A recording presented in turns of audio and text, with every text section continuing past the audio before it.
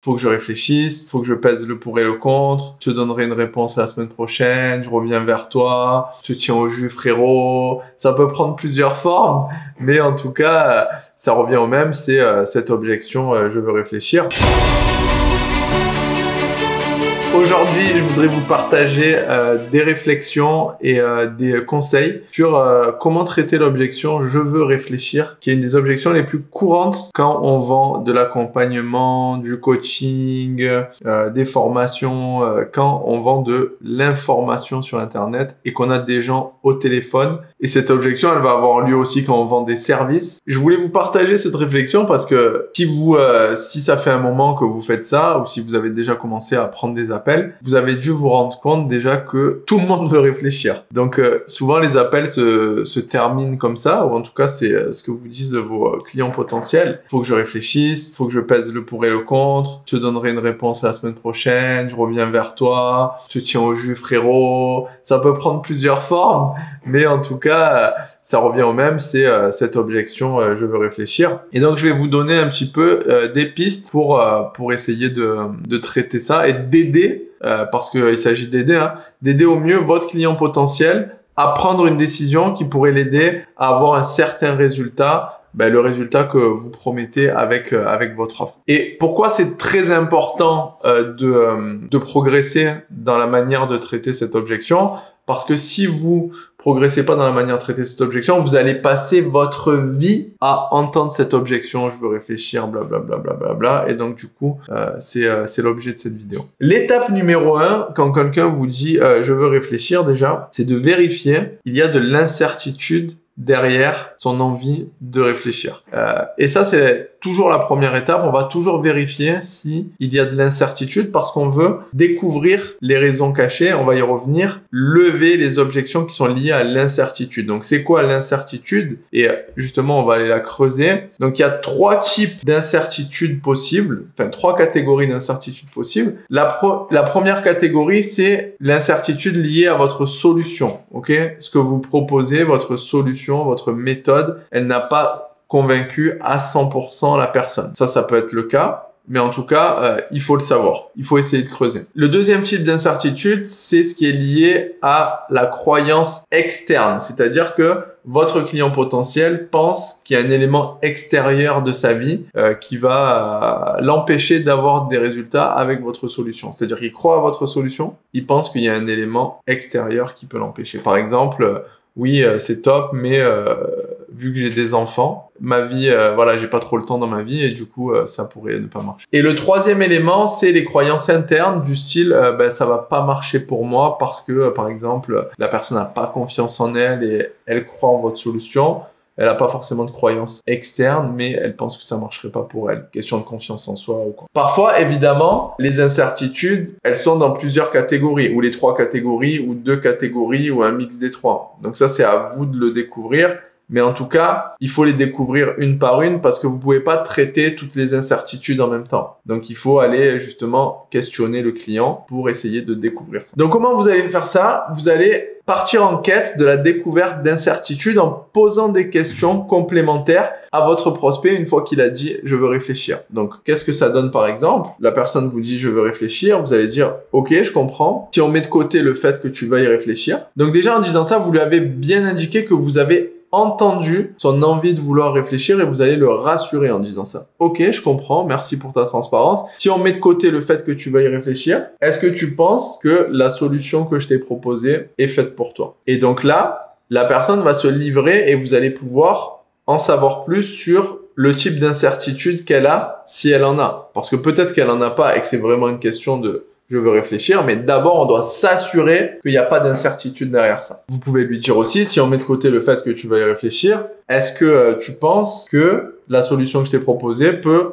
t'aider à atteindre tes objectifs ou est fait pour toi? Une fois que la personne va vous répondre, si elle développe pas assez et que vous n'avez pas réussi à capter quel type d'incertitude elle a, pouvez lui dire, qu'est-ce qui te fait dire ça? Par exemple, si elle vous dit, oui, ça peut vraiment m'aider, vous allez lui dire, ok, qu'est-ce qui te fait dire ça? Ou autre cas, elle se livre tout de suite et elle va vous dire, oui, ça pourrait être bien, mais... Et là, vous allez découvrir l'incertitude qu'elle a et il faudra la traiter. Donc, pour creuser, vous pouvez dire, qu'est-ce qui te fait dire ça? Une fois que vous avez dit ça, vous pouvez aussi rebondir sur, si tu utilisais la solution que je t'ai proposée, qu'est-ce qui fait que tu pourrais ne pas atteindre tes objectifs? C'est une très bonne question. On prend la question à l'envers, en fait, pour creuser dans tous les sens et comprendre au mieux les besoins et les inquiétudes de notre prospect par rapport à la solution. C'est comme ça qu'on va vraiment l'aider à avancer. Par exemple, si vous lui dites, qu'est-ce qui fait que la solution que je t'ai proposée aujourd'hui pourrait ne pas t'amener vers tes objectifs? Imaginons que vous proposez un accompagnement. Mais la personne, elle peut vous dire, si je passe pas à l'action, qu'est-ce qui fait que tu passerais pas à l'action? Okay, vous allez creuser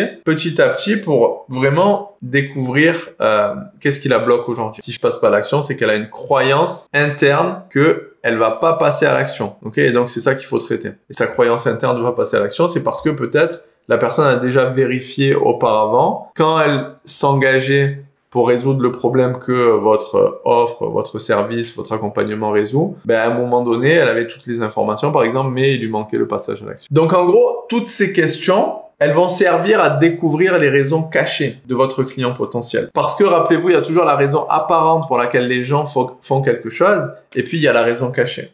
La raison cachée, par exemple, si je prends le sujet de la perte de poids, imaginons une femme veut perdre du poids, sa raison apparente, ça peut être parce que je veux être en meilleure santé. Parce que ça, c'est une raison qui est socialement comprise facilement. Quand vous dites à quelqu'un, je veux perdre du poids parce que je veux être en meilleure santé, tout le monde le comprend, il n'y a pas besoin de s'expliquer 1000 ans et ça simplifie le débat. Donc ça, c'est souvent une raison apparente.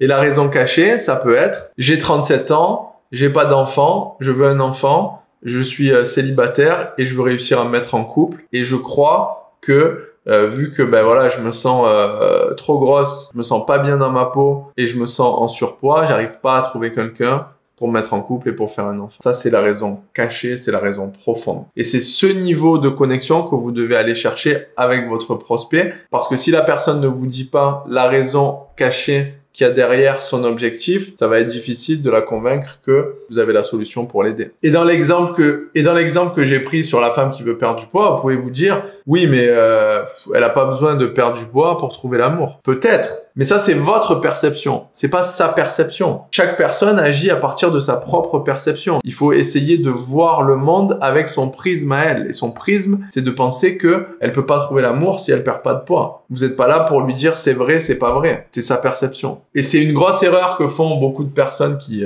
font de la vente, c'est qu'ils essayent d'aider les gens à changer de perception, mais trop brutalement. C'est-à-dire à changer carrément de paradigme, à changer leur ensemble de croyances. Et ça fonctionne pas comme ça. Les gens vont changer de croyances au fur et à mesure de leur expérience. Vous pouvez les guider, vous pouvez leur donner un indice, etc. Mais souvent, on va changer de croyance une fois qu'on en a fait l'expérience. Et c'est pour ça que l'humain apprend toujours mieux de ses erreurs. On a beau écouter les leçons de plein de personnes qui ont fait des choses avant nous, ça peut nous aider, ça peut nous indiquer des choses, mais quand on fait l'erreur, on retient bien ce qu'on change de perception avec l'expérience. Et pour aider une personne à prendre une décision en se mettant à son niveau de perception, vous pouvez par exemple prendre des témoignages de gens que vous avez aidés. Imaginons qu'elle ait la croyance qu'elle va pas réussir parce qu'elle a des enfants. Vous pouvez prendre l'exemple, ok, je comprends. Tu sais, dans notre programme, on a Elodie, qui comme toi a aussi des enfants en bas âge. Elle a réussi à obtenir les résultats. Qu'est-ce qu'elle a mis en place, à ton avis, pour réussir? Et c'est aussi très important de poser des questions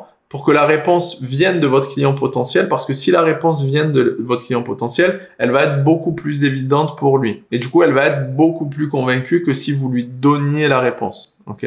Qu'est-ce que tu penses qu'elle a mis en place pour réussir? Je sais pas, j'imagine qu'elle s'est organisée, elle a pris des créneaux dans son emploi du temps, et c'est une question d'organisation. Exactement, elle s'est organisée. Et toi, est-ce que tu penses que tu peux t'organiser et prendre 2 heures par semaine pour mettre en place la solution dont je t'ai parlé? Ouais, 2 heures par semaine, je pense que c'est faisable. Et là, vous avez avancé en fait. Vous l'avez aidé à avancer parce que, ok, j'ai compris, il y a quelqu'un qui avait des enfants qui l'a fait, pourquoi moi je pourrais pas le faire? Vous l'avez aidé. Et moi, ce que je vous recommande, quand vous êtes en ligne au téléphone ou en visio avec vos clients potentiels, c'est de prendre des notes des incertitudes qu'ils ont et des incertitudes qui les bloquent. Pourquoi? Parce que il y a certaines incertitudes que vous allez réussir à traiter pendant l'appel, il y en a certaines autres que vous n'allez pas forcément réussir à traiter parce que vous n'avez pas été forcément très habile ou parce que la personne n'était pas prête. Et si vous notez toutes les incertitudes avec par exemple un CRM, un logiciel pour suivre les prospects comme HubSpot ou autre, vous allez pouvoir faire un follow-up, donc un suivi de vos prospects intelligent en envoyant des ressources ou en envoyant des témoignages qui sont adaptés exactement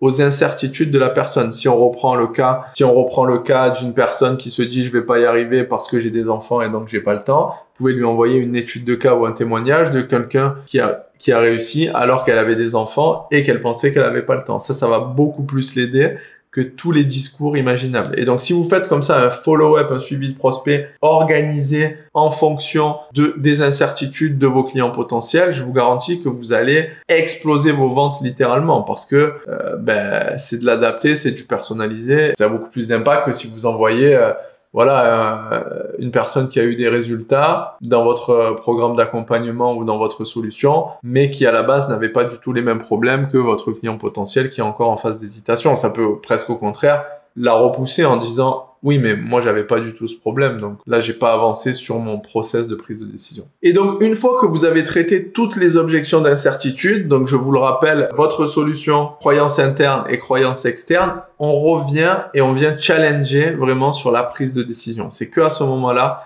qu'on vient challenger sur la prise de décision. Et comment on va faire ça? C'est par exemple, vous pouvez lui dire à la personne, ok, donc si je comprends bien, ce que tu veux faire là, c'est prendre un délai de réflexion pour poser le pour et le contre et décider si tu le fais ou si tu le fais pas. C'est ça? Donc la personne va vous confirmer ça et en même temps vous la rassurez. Et vous pouvez lui dire, et qu'est-ce qui risque d'évoluer pendant ce délai de réflexion? Ou encore, c'est quoi les avantages que tu as à prendre 24 ou 48 heures pour réfléchir? Donc la personne va vous répondre, par exemple, je vais pouvoir peser le pour et le contre, je vais pouvoir prendre ma décision à froid, etc. Et vous pouvez lui dire, ok, et s'il y avait un inconvénient à prendre ce délai de réflexion, ça serait lequel? Et en général, quand vous êtes avec une personne sensée, avec qui vous avez eu une bonne connexion émotionnelle, elle va vous dire, le fait de prendre un délai de réflexion, ça fait que je prends pas la décision maintenant, et du coup, peut-être qu'il va y avoir un peu du doute, peut-être un peu de la peur, et peut-être du coup que je prendrai pas la décision. Si elle le dit pas, faut essayer de l'amener à le dire parce que c'est logique. C'est comme quand on est en haut d'un plongeoir, plus on attend, moins on a de chances de sauter. Et c'est un peu la situation de vos prospects avant d'acheter vos services. Ils sont en haut du plongeoir. Évidemment qu'ils ont peur puisque c'est nouveau pour eux. Vous les aidez normalement, si vous faites bien le taf, à changer de vie, à changer de paradigme. Évidemment qu'ils ont peur. Tout le monde a peur avant de changer de vie, avant un changement important. C'est une décision importante pour eux. Donc ils sont en haut du plongeoir. Et donc vous avez le rôle de les aider à sauter du plongeoir en toute sécurité. Et pour ça, évidemment, il faut les challenger. Et le temps n'est pas leur allié.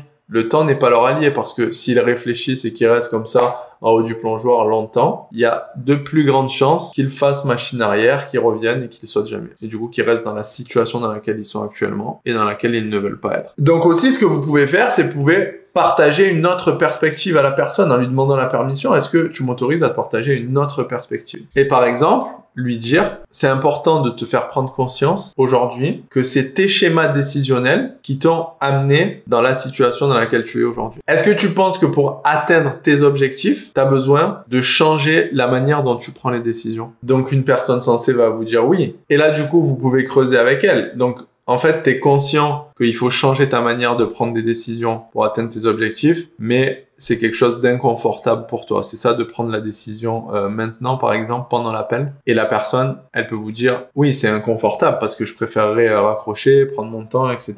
Ok, est-ce que tu penses que atteindre les objectifs dont tu m'as parlé aujourd'hui, c'est le résultat d'une décision inconfortable ou d'une décision confortable? Et en général, tout changement, si vous avez un accompagnement, un service, peu importe, qui aide les gens à changer de vie, c'est le résultat d'une décision inconfortable parce qu'on peut pas changer en étant dans le confort, ça n'existe pas. Dans le confort, on est dans son canapé, on regarde Netflix, on mange des chips, on change pas. Et c'est dans l'inconfort qu'ont lieu tous les changements majeurs. C'est obligatoire. Vous pouvez regarder n'importe quoi dans votre vie. À quel moment vous avez vraiment changé, il y a forcément une phase d'inconfort. Moi, par exemple, avant, j'étais ingénieur salarié. J'ai décidé de devenir entrepreneur. Donc, j'étais motivé par l'idée de devenir plus libre, etc. Mais au moment où je suis devenu entrepreneur, je suis passé d'avoir un salaire confortable à être extrêmement pauvre. Et donc, j'ai eu cette zone d'inconfort de l'entrepreneur débutant. Mais elle était nécessaire pour changer de vie. Et c'est le cas pour toutes les décisions. Et c'est certainement le cas pour votre client potentiel qui est en ligne aujourd'hui. Il faut l'aider à s'en rendre compte parce que c'est votre rôle aussi. Je vois beaucoup de closers ou de personnes qui font de la vente qui sont toujours à caresser les gens dans le sens du poil en mode « t'as pris la bonne décision, c'est bien, je comprends que tu veuilles réfléchir. » Peut-être, mais peut-être pas. Et vous êtes là pour lui dire ce que la personne a besoin d'entendre parce qu'elle veut entendre, ce qu'elle a besoin d'entendre, ce qui va l'aider à avancer. Vous n'êtes pas la personne qui dit oui, ça va » et on vous dit « ça va » alors que ça va pas du tout et dit « ok, à demain ». Ça sert à rien. Les gens vont pas vous payer pour avoir quelqu'un qui leur dit ça va, oui, ça va, et toi, super, ça va. C'est pas ça. Non, il faut aller creuser, il faut aller chercher, il faut l'aider à avancer. Il faut lui dire, écoute, tu me dis ça va, mais je sens que ça va pas dans ta voix. Est-ce que je peux t'aider? Est-ce que tu as envie de partager? C'est ça qu'ils cherchent, les gens. C'est ça qu'ils cherchent, parce que c'est ça qui les aide à avancer. Et donc là, ce que vous pouvez faire à ce moment-là, c'est de dire, écoute, je sens que ça te fait peur, et c'est normal que ça te fasse peur parce que c'est un changement important. Et comme tout changement important, ça demande de passer par une décision inconfortable. Et si aujourd'hui, la plupart des gens n'arrivent pas à changer de vie, à atteindre leurs objectifs, c'est qu'ils sont pas prêts à prendre des décisions inconfortables. Ils en sont incapables. Et du coup, toi, qu'est-ce que tu as envie de faire aujourd'hui? Et donc là, vous la positionnez comme quelqu'un qui a une vraie décision à prendre et qui soit va retourner dans le schéma habituel de 99% des gens qui n'atteignent jamais leurs objectifs. Ils vont dire je vais réfléchir, puis finalement, ils vont retomber comme ça sur Netflix, sur Instagram, comme ça, en mode possédés et qui vont pas avancer, ou le faible pourcentage des gens qui font des choses, qui avancent et qui prennent des décisions qui sont difficiles mais qui les aident à avancer. Et du coup, quand la personne vous dit oui, moi j'ai envie d'avancer, vous pouvez lui dire bah écoute, le truc c'est que si tu repars dans tes schémas de décision habituels et que tu prends ta décision à froid, bah tu retournes justement dans ces vieux modèles, c'est ceux qui t'ont amené là où t'es aujourd'hui. Alors que si tu commences aujourd'hui à changer ton schéma décisionnel et à prendre ta décision alors qu'elle est inconfortable, ben tu commences à incarner la personne que tu veux être demain. Et c'est comme ça qu'on a des résultats. Et ça, c'est la réalité. Les résultats, on les obtient quand on commence à incarner la personne qu'on veut être demain. Par exemple, si vous voulez être une personne en bonne santé, il suffit d'agir comme une personne qui est en bonne santé. Donc, il suffit d'agir aujourd'hui comme une personne en bonne santé, c'est-à-dire manger sainement, faire du sport, boire de l'eau, blablabla. Il y a plusieurs manières d'aider votre client potentiel à se rendre compte de ça. Vous pouvez lui dire aussi, est-ce que tu as déjà considéré que le fait de prendre des décisions basées sur le passé, ça pouvait t'empêcher d'atteindre tes objectifs? Et si la personne vous dit oui, mais moi je prends toujours mes décisions comme ça, j'ai jamais décidé à chaud, je préfère décider à froid, donc c'est toujours comme ça que je fais. Parce que ça arrive, il y a des gens qui nous disent ça, il y a des gens qui sont très comme ça. Et là, vous pouvez leur dire, ok, je comprends, tu prends toujours tes décisions comme ça. Et du coup, ça t'a amené où de prendre des décisions comme ça aujourd'hui? Parce que si elle est là avec vous, la personne, c'est qu'elle n'a pas les résultats qu'elle aimerait avoir. Et du coup, vous pouvez enchaîner en lui disant, est-ce que tu as déjà considéré que le fait de prendre des décisions basées sur le passé pouvait t'empêcher d'atteindre tes objectifs? Vous voyez là, c'est une vraie conversation. On cherche la profondeur. On cherche à avoir une conversation authentique. On cherche à éliminer tout le bullshit de la conversation mondaine, dans la norme, qui sert à rien. On cherche à avoir un échange fort qui aide à avancer. Et c'est ça que vous devez chercher, c'est ça que vous devez viser. C'est comme ça que vous allez vraiment aider vos prospects à prendre les décisions ou à pas les prendre, hein, parce que c'est aussi important d'écarter les gens que vous pouvez pas aider ou que vous n'avez pas envie d'aider. Et voilà ce que je voulais vous partager aujourd'hui. J'espère que cette réflexion vous a plu. Je vous dis à bientôt.